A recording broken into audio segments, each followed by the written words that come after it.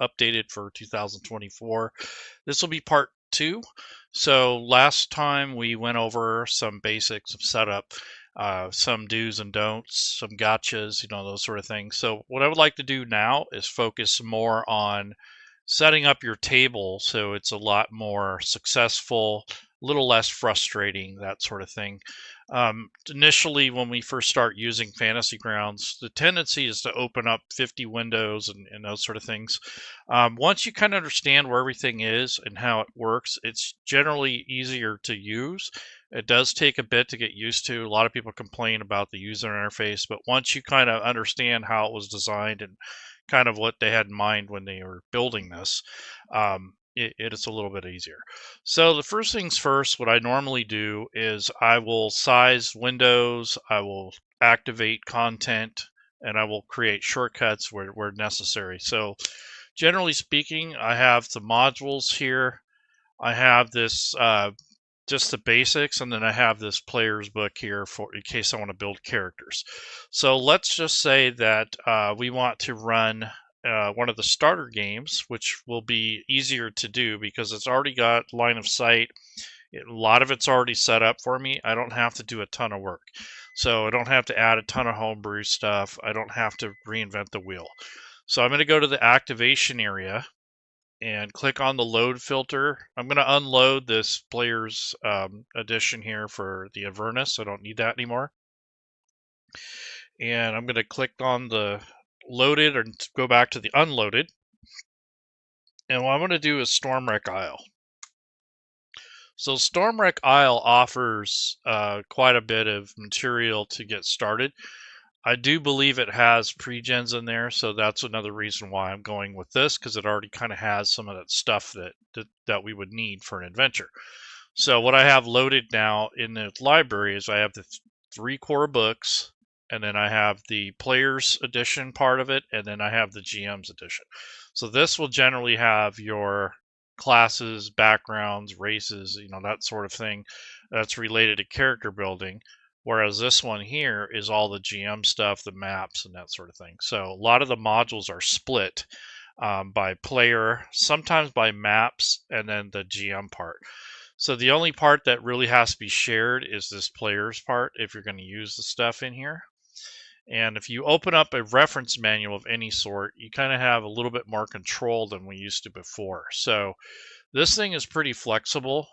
It is starting to replace the traditional story entries if you're familiar with Fantasy Grounds. So this is something that's kind of been introduced over the last year.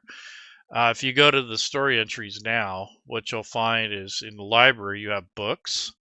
And this essentially has all of your reference manuals loaded in here. So you don't have to go to modules and then come to here and then click on here and then click the reference manual. Now when you click on books, it takes you straight to your library where you go to your reference manual for every book that you have loaded. So that's kind of a nice little shortcut that it cuts out 1 or 2 clicks basically. And trying to streamline the UI experience, and I think that was a pretty good move there.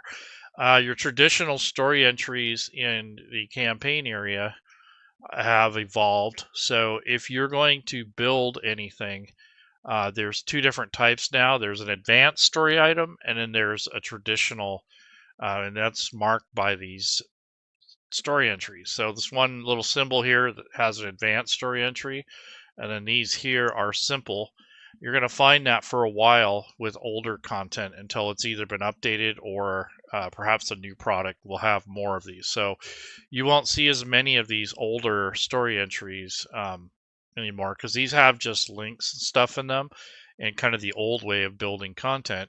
Whereas a newer reference manual will have embedded images and a little bit more features and such. So there are a little bit of difference there, and you're going to see these legacy links here until the kind of the methodology and the way they build stuff either gets updated or it's brand new, and you'll start seeing that more and more. So essentially this is the book for the player's side of things. So what I might do with that is like bookmark it or something if I think I'm going to need this.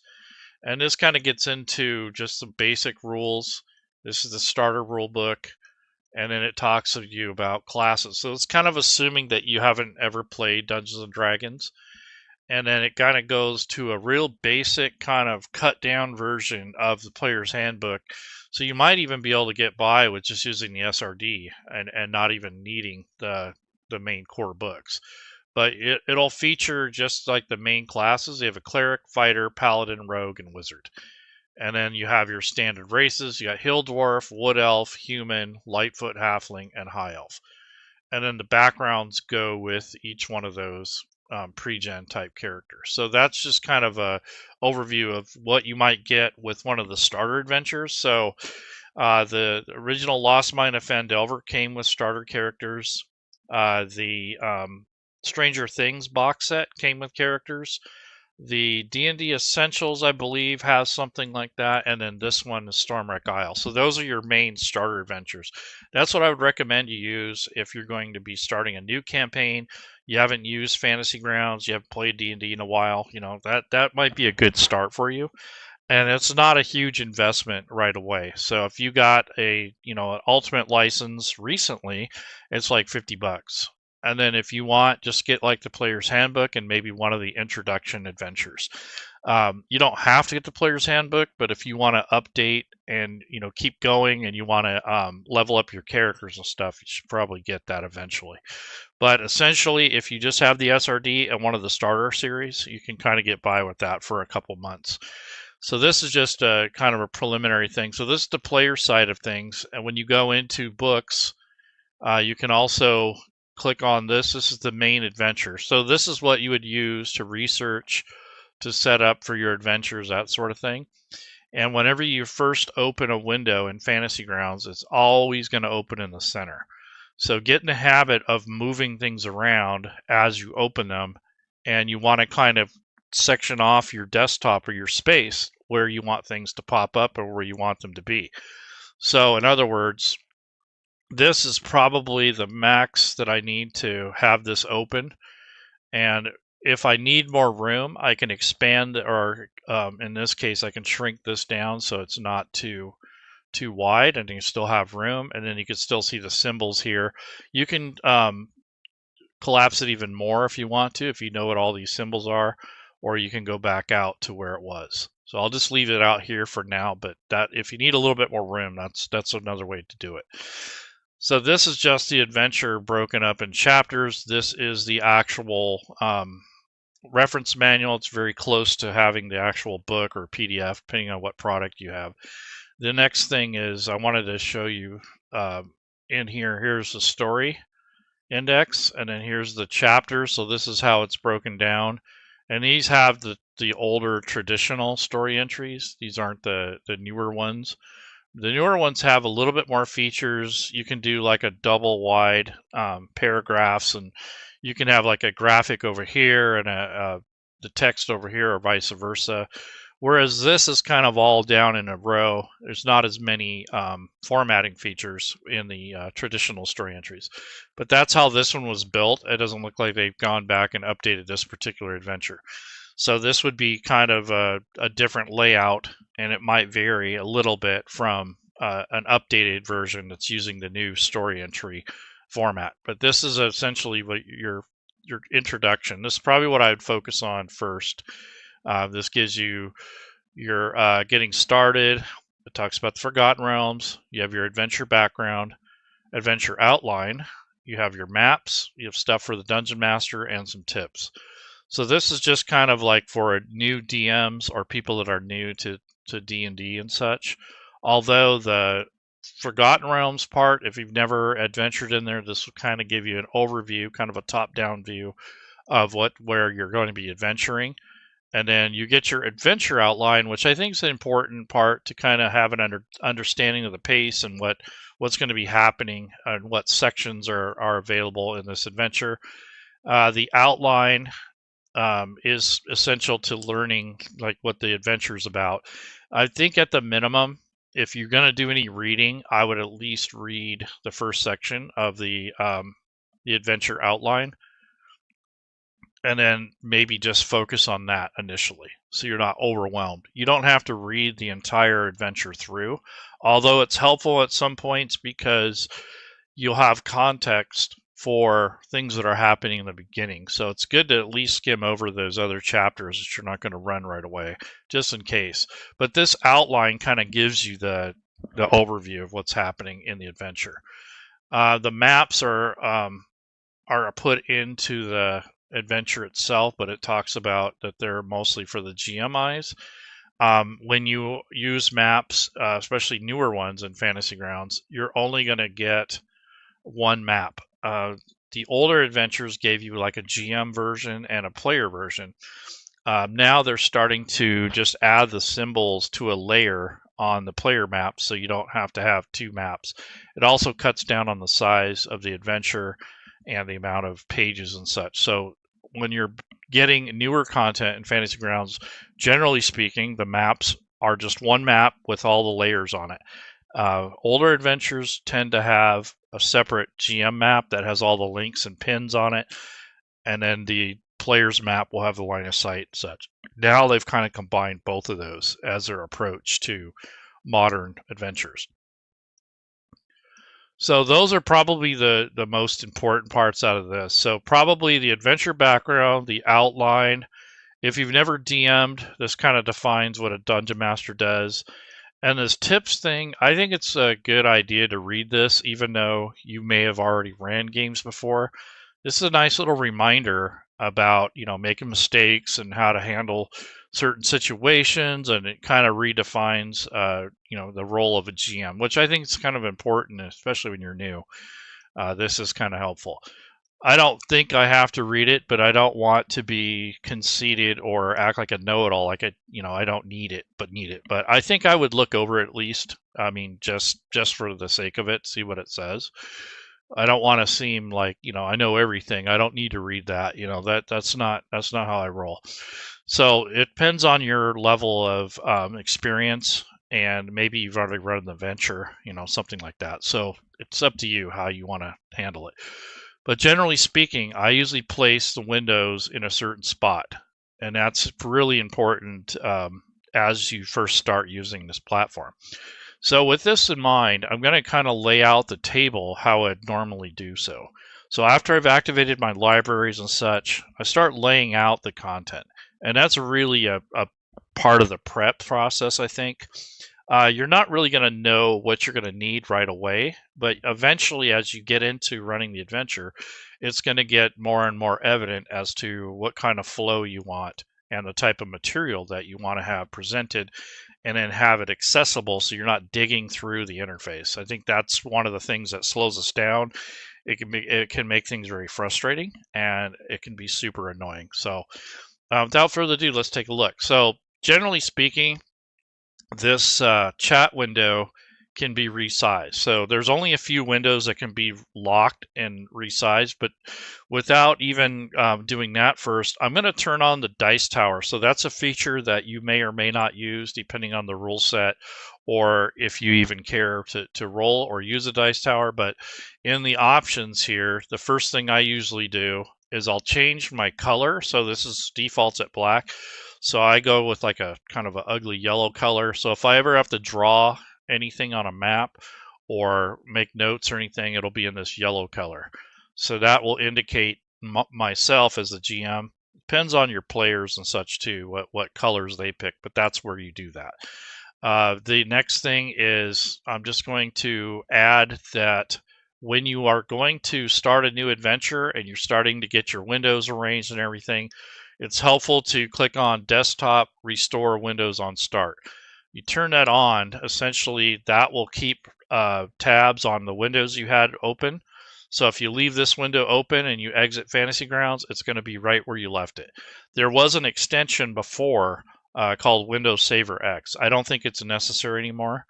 So this is an option that kind of takes the place of that. So that was kind of rolled into the interface. It used to be a thing where you used to have to go and open up all the windows again.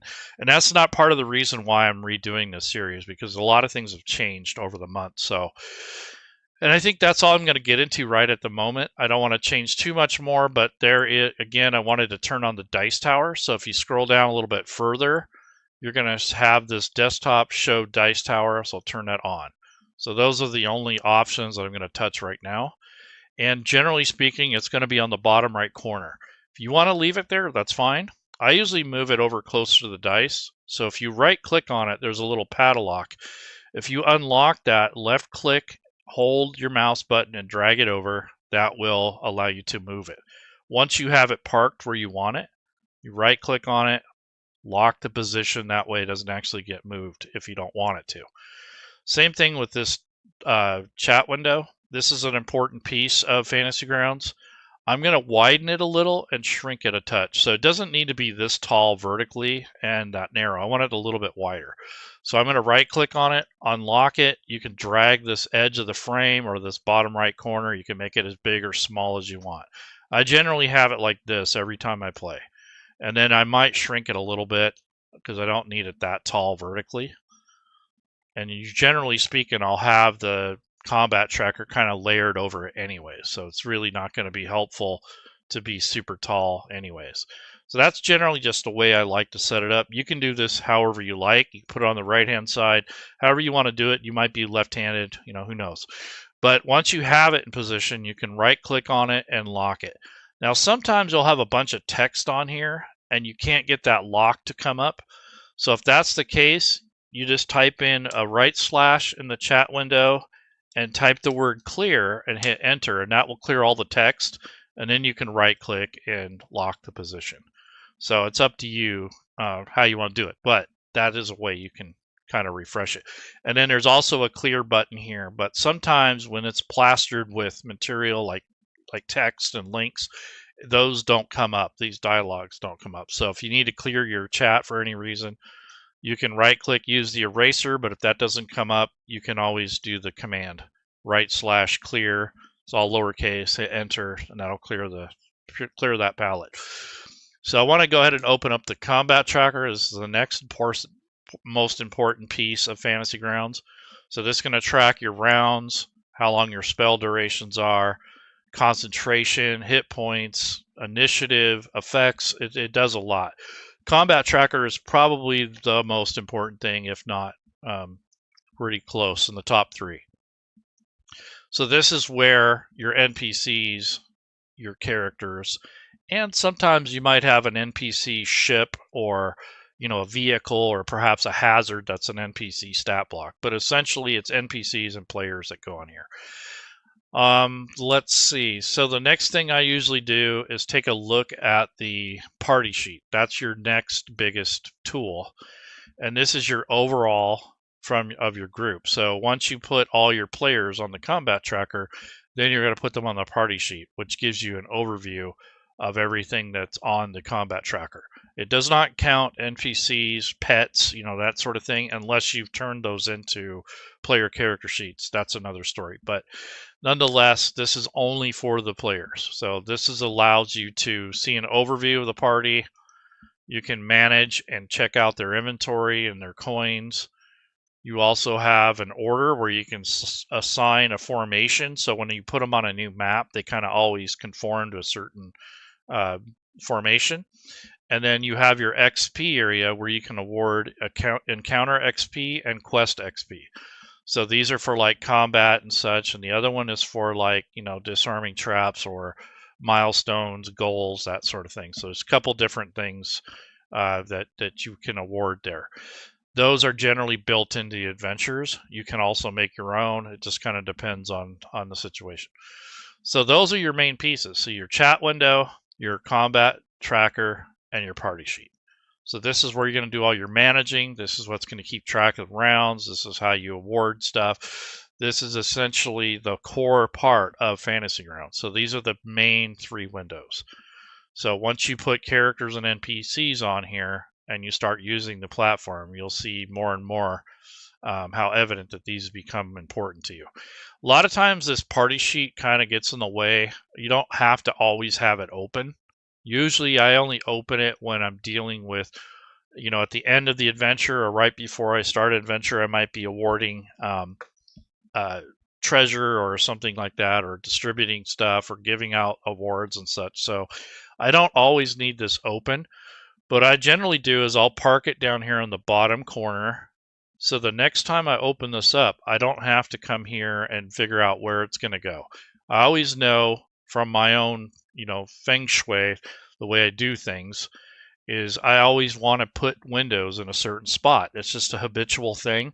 You can put it where you want, but always put things in certain places so when you go to use them, you'll have an idea of where they're going to be.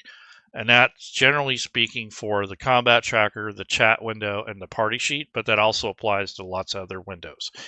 So when I close this party sheet, now that I've located it, and I'm going to click on the party sheet up here, it's going to go right where I left it.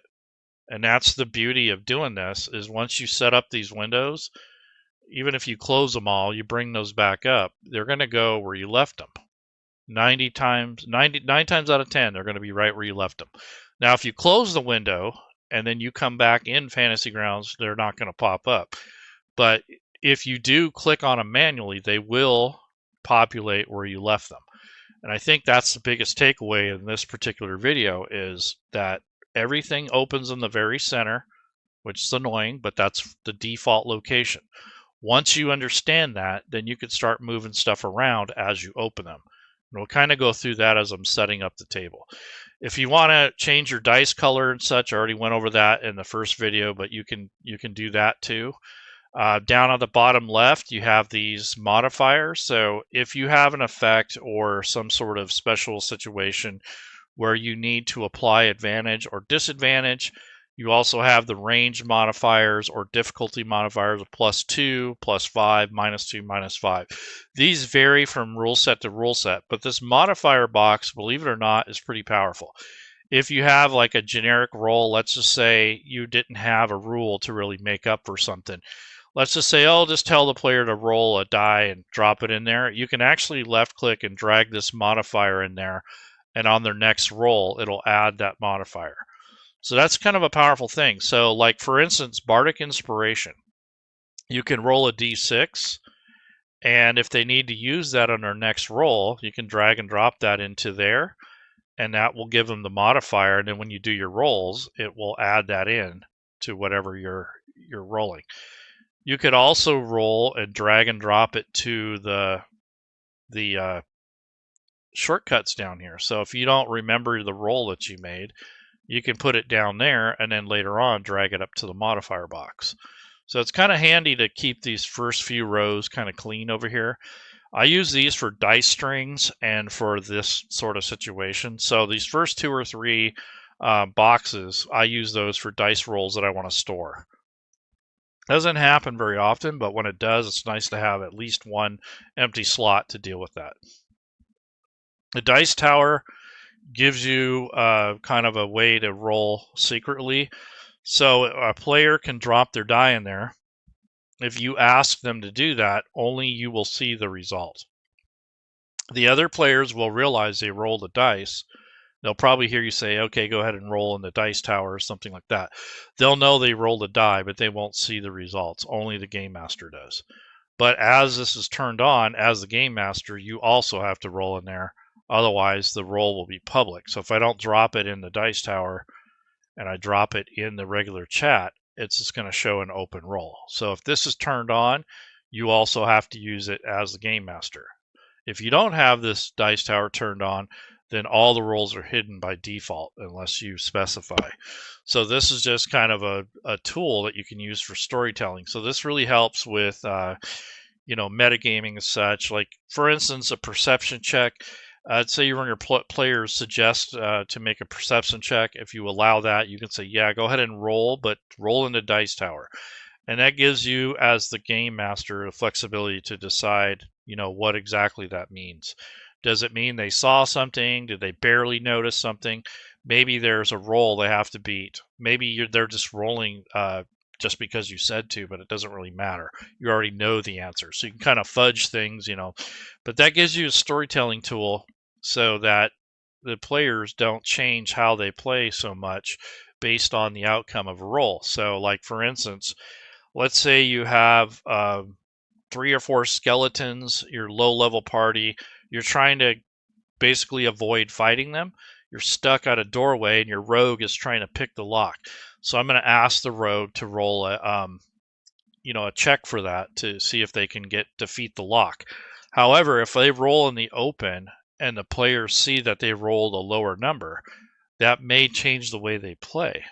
However, if you roll in the dice tower, you're going to describe the noise. Maybe it makes a click, or maybe you hear the pick breaking or something. That may make it more cinematic and more interesting than just seeing the number and then the player said, well, we're not going to be able to get through the door. See, that gives them that leverage to change the way they play based off of the result of the die. And that's something you want to try to avoid if possible. It's not the end of the world, but it's just something I noticed that people will do if they already know the results ahead of time. So if they don't know the results, they might still carry out their initial plan. Like, I'm going to guard the door. This guy is going to help us try to force the door open. This guy is going to take out his bow. You know, those sort of things will happen naturally. But if they see that this roll is low, they're going to assume that the door was a failure. So they're all going to turn and attack the skeletons instead of trying to avoid them. So that's kind of the type of scenario you might run into with the dice tower. And it also depends on the rule set and, you know, how that stuff's handled. But generally speaking, the dice tower is a good storytelling tool. It's kind of fun to not always have the results.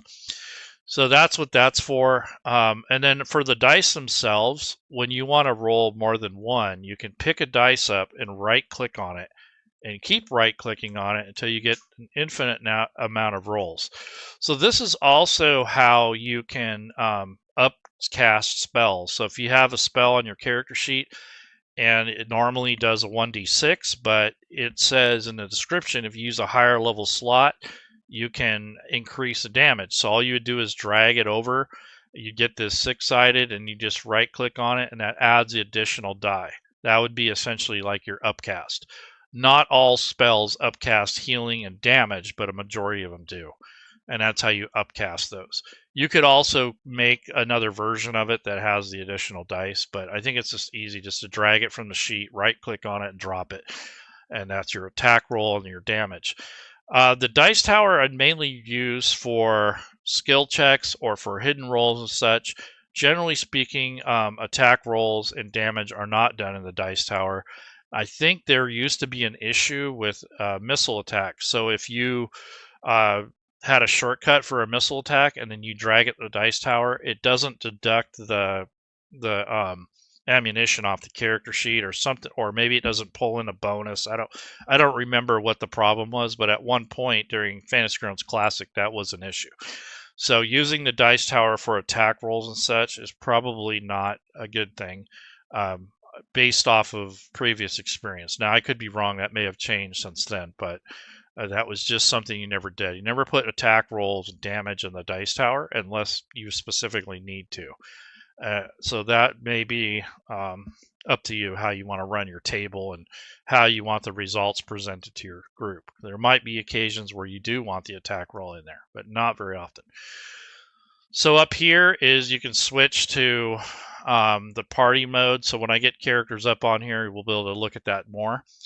So that's essentially the main pieces of this is the combat tracker, the party sheet, and the chat window. Once you have those located, then you can locate everything else around that. So for instance, for the adventure, I might make sure that this thing doesn't open up over there anymore. And if I have to open up this window, I want it to open up down here on the bottom right corner. I always know about halfway through here, I'll have my map in the upper right corner. So I don't have to worry about, you know, this is being in the way. So that's where that's going to be located from here on out. Same thing with the books. I'll put that down here. I don't need it way out in the side or in the middle. So once I have this here, that's where I'm going to leave it. And then when you want the reference manual, kind of the same thing. Like I don't have to have this expanded out. I can have this down here, collapsed a little bit more, maybe expanded over here. And maybe I will collapse this thing over here to the right, so I got a little bit more room. And that's basically where this is always going to reside, right about in here. And then when I come through here, I can just use this, scroll down, read through this, and then you have the arrow keys to navigate to different pages. So this is where I put all my story entries or any data that's not a map or a character sheet. It would be all down here in this little pocket. So this bottom right quadrant here is basically where I keep my text, my notes, anything that's not the character sheets or the NPC stat blocks or the map. Generally speaking, that's where I put everything, is in the bottom right corner. You can put it wherever you want, but just kind of give you a kind of a way to mitigate where your windows pop up. So this is just how I would run this. I just go run it right out of here. And then if you need this map, you can pop that up. And generally speaking, I put maps on the top right corner, like I was saying earlier. So I will always have them up here on the top right. And no matter what, I know that's where my images and maps are going to go. And once you do this, once you get used to it, once you practice this, it gets much easier, because it will open in the middle, but once you move it, it won't do that again. And then when you have a map like this, I can right click, go to view, and go to zoom to fit, or you can use this drop down up here and you can use this expand this thing here, which is zoom to fit. So these are, and that also helps recenter the map. So if you get this thing way off, like sometimes you might be looking at a larger map, you might be over here, and sometimes you're tempted to grab this whole thing. Well, it's going to move the whole screen. So you either use these arrows to get you back to home, or you can just click on this zoom to fit, and that'll recenter the map. So I think that's a frustration too, like not understanding the behavior of the navigation tools for the map. And then if you actually click on the map somewhere without clicking on a pin or a token, and then you hold the middle mouse button, assuming you have one, you can move this around. And I'm still holding or depressing the middle mouse button. So that really helps too sometimes when you want to move the map back and forth without moving the entire frame. But again, you can't be clicked on a link or a token. You have to click somewhere that's not designated to anything other than this image. So this layer essentially. And then when you need to unlock the map for any reason, you can do so. You can turn on or off the line of sight depending on what map you're on. Sometimes I've seen people say line of sight doesn't work. Well, a lot of times you'll have to turn it on. So depending on how the map was made and who did it, this one wasn't on by default. I had to turn that all that stuff on. So I don't know if it's when they do this, if you leave it in that state, if that makes a difference, or it always resets to being turned off. But whenever you start a new map, check that first in play mode. Make sure those are enabled, and then make sure, of course, your players have lighting or there's ambient lighting so that they're not completely in the dark. That's just generally an issue when you first start using Fantasy Grounds. It's like, hey, my players can't see anything. Well, yeah, because there's no light. You're inside of a dungeon with no candles, no infrared, no dark vision, and nothing. So that's part of the reason why there's, the line of sight, because you're trying to block vision and you're trying to avoid, showing the whole map. So that's part of the, how it works. But some maps are more intricate and a lot more detailed than others. This one doesn't look too bad. So that's generally where I would put the stuff. And then my characters are all going to go over here next to the combat tracker. And then my NPCs will be layered on top of that. And that's generally how I keep the desktop kind of clean. And like I said, every time you open up something new, it's gonna be right in the middle until you move it. And that's just the general behavior of Fantasy Grounds. When you open up characters, this is the only window that you cannot relocate. I think there's a reason for that, and this is for character selection. So even if I put it over here and I close it and I reopen it, it's always going to be smack dab in the center. I think that was by design so it doesn't get buried behind a bunch of other things. So when you first come onto a table, it's right there in the middle. You can select your character. I think there's a reason they did that. I'm not sure why, but that's what they did. So you can import characters here. You can manage characters. You can add them. You can build characters, however you want to do this. I think the next episode or two, I'm going to actually build a character for this game. But just for giggles here, I'm going to import a character that I've already built in another session. So if you have characters already from the same rule set, you can click to import them. Fantasy Grounds will scan all of your campaigns. It'll pull in the actual characters that you've built before, and you're welcome to import those. It just kind of depends on what you're trying to do. But I want to see if this one, if this storm wreck actually came. I think it does come with. Yeah, I don't know if it comes with characters or not. I don't remember, but there are some that have pre-gens. I don't think this one does, but it did have art. I thought it had the pre-gens of the characters that came from the D&D cartoon. I don't remember, but I'm going to go ahead and just to level 3. Let me see if there's something in here. Yeah. So I'll just take this half-elf bard, and this is the character creation wizard, how it was built. So I'll go ahead and grab this, and all that does is it adds it to the campaign. So when you're importing characters, you add it. If you hit this arrow again, it'll allow you to import an XML file that's actually a character file. So if your players or your GM sends you a character, they can export it as an XML file.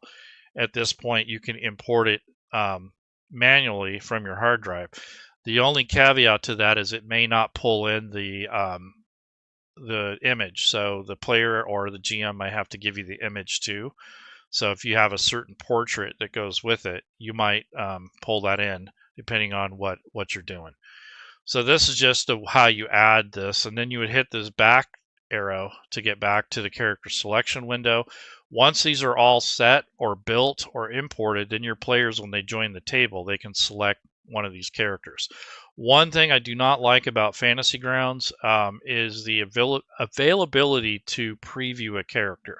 So in other words, if I'm a GM and I've got like 6 people joining my table and I've got 6 characters, what ends up happening is the first player on the table will click on this guy and go, yeah, that's pretty cool, but I want to look at this guy. And as they do that, that claims the character. So they don't have any real knowledge of the game yet, or they may not be experienced. But generally speaking, if a player selects something and it's up here, they can right click and they can unleash or release it back into the pool. I think that's something you need to teach your characters, especially if you're going to use pre-gens and they're joining a table and you got one guy that's claimed every character on there and everyone else is like, well, where's the characters? So that's generally a beginner type thing. Generally speaking, you're making your own characters, so that's not a problem. The only time it's a problem is if you got pre-gens, you got people joining your table that are new to Fantasy Grounds and they're not certain on how it works. So what this will do is when you right click, you can take the ownership also as a GM. So maybe you want to reserve this character for your friend. So I'm going to take ownership of that, and then when he finally joins, I'm going to right click and release it. I'll clear the owner, and I can also do that with other players. So I can clear it from here. But I want to show you that in case that comes up, because that is something that I think kind of sucks, because you can't preview the character without claiming it. And that's something that I always thought was kind of crappy. That's been going on since Classic, but I hope they change that behavior, because it'd be nice to be able to click on a character just to preview it, not to interact with it, but just to view it. I don't know how easy that is or if that even matters, but for me, if I'm going to run a one shot and I'm at running a adventure during a convention or something, I don't want to deal with that, because that's a real pain in the ass. So once all the players are made, you can drag those onto the combat tracker, and like I said earlier, you can bring up the party sheet and put your players on there as well. Once they're all on the table, then I'll drag them over to this area here, and this will be all the where you manage it. And here's where this shows up. So when the players are on the party sheet, they'll show up here if you have that activated. And then that will also indicate who's part of the campaign. You can use these controls up here to skip the turns, like whose turn it is. Fantasy Grounds keep track of the rounds, that sort of thing. But when you have characters up here, generally speaking, they're going to be in the middle unless you moved it. So I always take the characters and I'll move them like this every time. And that way I don't have to worry about where they're going to pop up again. So, and then on the right hand side here, I can click on this little link and that brings the character up. So if I need to look at somebody's character sheet, whether it's their turn or not, I can click on these little links and that brings it up. I'm going to bring up an encounter, see if there is anything here. And this is another thing, like, see how this popped up here in the center? So I'd probably move this down here and start using it down here. That way, when I open up these links, they're not always going to be in the center. They'll be where I want them. And then you just use this arrow key to get to the next page instead of having to click on all the different separate links. But if you do, you can just locate it down here. And once you have gone through these, they won't pop up again unless you didn't scroll through. Then you have to relocate them. But since I went through these arrow keys for all these chapters here, I don't have to worry about it popping up in the center anymore. So the first time, yes, it's going to pop up in the middle. Then you resize the window and then just go through the previous pages and just kind of go through, like, you know, just even though you're not on those sections. And then that way, anytime you click on a link, it's going to come up here instead of in the middle. I think that's annoying too. Like, these first few links now are going to pop up down here. But had I not used these arrow keys, they would have showed up and I'd have to move them and resize them. But if you resize the first window and then you use these arrow keys, kind of go back and forth through the adventure, you're not going to get that anymore. They'll stay down here. So that's something you'll learn as you go through Fantasy Grounds. Once you have these windows located and you can use these arrow keys, that will help prevent that from popping up in the middle once you have this window selected. So there's a kind of a little give and take there, but that's essentially how I try to avoid, you know, having that issue. Once you're done with a map, you lock it. If you need it to be bigger again, you can expand it out. You can use the mouse wheel to zoom in and out. These locations are generally pinned on the map. Players don't necessarily see these pins, and if they do, they're not player. They can't read them because they're red. Not unless you right click and you share it. Then if it turns green, they can interact with it. So they don't even see the pins or they can't read them. On the map itself, when you come in here, if you have anything on the map like these locations for the newer modules, you just turn off the visibility for that layer. In this case, though, there's probably, let me see. Yeah, there's probably where another map that I have to share, like the player's map or something like that. This might be the GM map. But like I said before, certain adventures may have everything combined together.